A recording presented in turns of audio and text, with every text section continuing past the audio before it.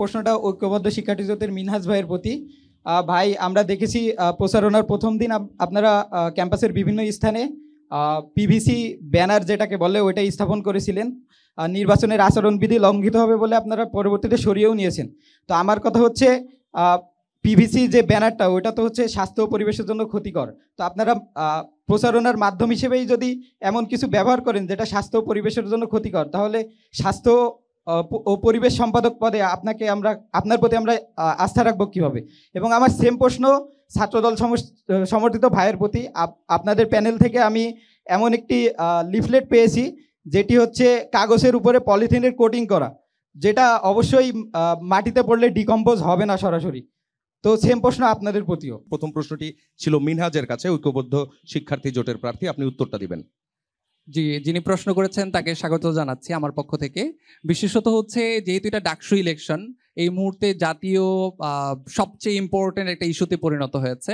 সেখানে প্রার্থীরা তাদের প্রচারণা কি করতে পারবে না, সেই জায়গাটাই কিন্তু হচ্ছে আমাদের নির্বাচন কমিশন থেকে আচরণ বিধিতে অনেক কিছু ক্লিয়ার করা ছিল, আবার অনেক কিছু অস্পষ্ট ছিল।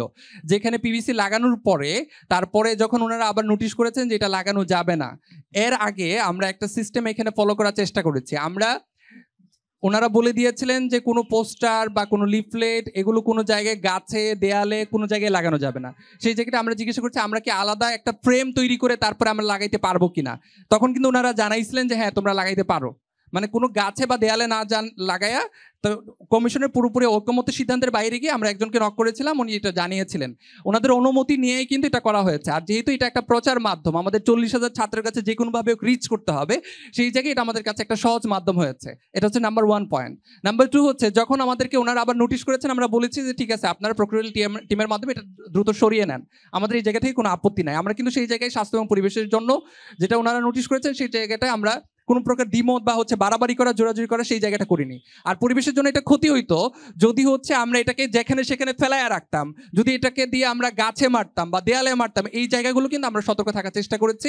তারপর আপনার পরামর্শটি আমরা আমাদের সচেতনতার জায়গা থেকে গ্রহণ করছি। ধন্যবাদ। আনোয়ার হোসেনের কাছে প্রশ্ন ছিল লিফলেটে পলিথিনের ব্যবহার নিয়ে। যিনি প্রশ্ন করেছেন তাকে অসংখ্য ধন্যবাদ। তিনি আমাদের নিয়ে ভাবছেন, ক্যাম্পাস নিয়ে ভাবছেন, বিশ্ববিদ্যালয় নিয়ে ভাবছেন, যে সেই জায়গা থেকে আমরা তার প্রতি কৃতজ্ঞতা জানাচ্ছি। ভাই দেখেন, এই বিশ্ববিদ্যালয় আপনার, আমাদের সবার এত সমস্যার মধ্য থেকে আপনি এই সমস্যাটি নিয়ে এসেছেন যে ভাই আমাদের এই সমস্যাটি আমাদের দেখতে হবে। দেখেন মিনহাজ ভাই যে বিষয়ে কথা বলেছেন অনেকটাই আমাদের জায়গা থেকে এই বিষয়গুলাই ছিল। তবে আমরা চাই সবুজ ক্যাম্পাস, সুন্দর ক্যাম্পাস। সেই জায়গা থেকে আপনাদের যে সমস্যাগুলি হচ্ছে, আমি যদি নির্বাচিত হই আপনাদের সাথে নিয়ে সেই সমস্যাগুলি নিয়ে দেখব যে সমস্যার সমাধানের একটু অপেক্ষা করবেন। আপনার উত্তরটা কি শেষ কিনা? তাহলে আমরা ইয়ামিনের উত্তর প্রশ্ন নিতে চাই। আচ্ছা, আমার যে কনসার্নের যে জায়গাটা সেটা হচ্ছে মানে উভয়ে কিন্তু দুইটা প্যানেলকে স্বাস্থ্য পরিবেশ সম্পাদক হিসেবে প্রতিনিধিত্ব করছে। আমার কথা হচ্ছে আপনার প্যানেল যখন প্লাস্টিককে প্রমোট করছে তখন স্বাস্থ্য পরিবেশ সম্পাদক হিসেবে আপনি কোনোভাবে আপনি দায় এড়াতে পারেন না। খুবই সিম্পল বিষয়। আপনি লিফলেট 40,000 50,000 লিফলেট আপনি প্লাস্টিক ইউজ করছেন। এই লিফলেট শিক্ষার্থীরা নিয়ে ফেলে দিচ্ছে রাস্তায় রাস্তায়, ক্যাম্পাসের সব জায়গায় আপনি প্লাস্টিকে ভরপুর। তাহলে এর দায়ভার কে নেবে? ইয়ামিনের প্রশ্নটা পরিষ্কার, একজন স্বাস্থ্য সম্পাদক হিসেবে সেটা কখনো মেনে নেয় না। একই সাথে ঐক্যবদ্ধ শিক্ষার্থী সংসদের যিনি আছেন ওনার কাছে সেম প্রশ্ন যে বিশ্ববিদ্যালয়ের শিক্ষার্থী হিসেবে আপনার প্যানেল যখন ব্যানারকে প্রমোট করছে তখন আপনার স্বাস্থ্য সম্পাদক হিসেবে অবশ্যই আপনার দায়িত্ব আপনার প্যানেলকে বলা যে আপনি কোনোভাবেই ব্যানার ইউজ করতে পারেন না। আমরা পেয়েছি। ধন্যবাদ। প্রশ্নটা সম্ভবত অডিয়েন্সকে আপনি বলে দিয়েছিলেন, আর এটা অনুমোদন ছিল সাপেক্ষে কিন্তু আমরা করেছি। যখন বিশ্ববিদ্যালয়ে নোটিশ করেছে আমরা সেটাকে আবার ক্লোজ করে দিয়েছি।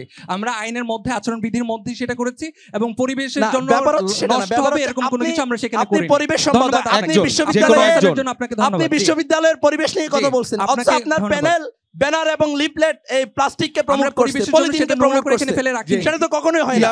বিশ্ববিদ্যালয় আমি বলি বিশ্ববিদ্যালয় অনুমতি দিক বা না দিক, বিশ্ববিদ্যালয় অনুমতি দিক বা না দিক, আমি পরিবেশ সম্পাদক হিসেবে অবশ্যই আমার দায়িত্ব এই বিশ্ববিদ্যালয় কিভাবে পরিবেশ বান্ধব ক্যাম্পাস করা। উত্তর মিনহাজ দিয়েছে, আনোয়ার উত্তরটা দিবেন।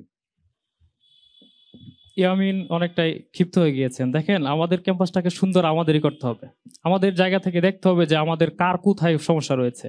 ইয়ামিন যে বিষয়গুলো তুলে এনেছেন ইয়ামিনের জায়গা থেকে কাজ করুক, আমরা আমাদের জায়গা থেকে কাজ করব। ইয়ামিনকে সাথে নিয়ে ইয়ামিনের প্ল্যান অনুযায়ী আমরা আমাদের প্ল্যান অনুযায়ী সর্বোচ্চ চেষ্টা করব এই বিশ্ববিদ্যালয়কে আরো সুন্দর করার।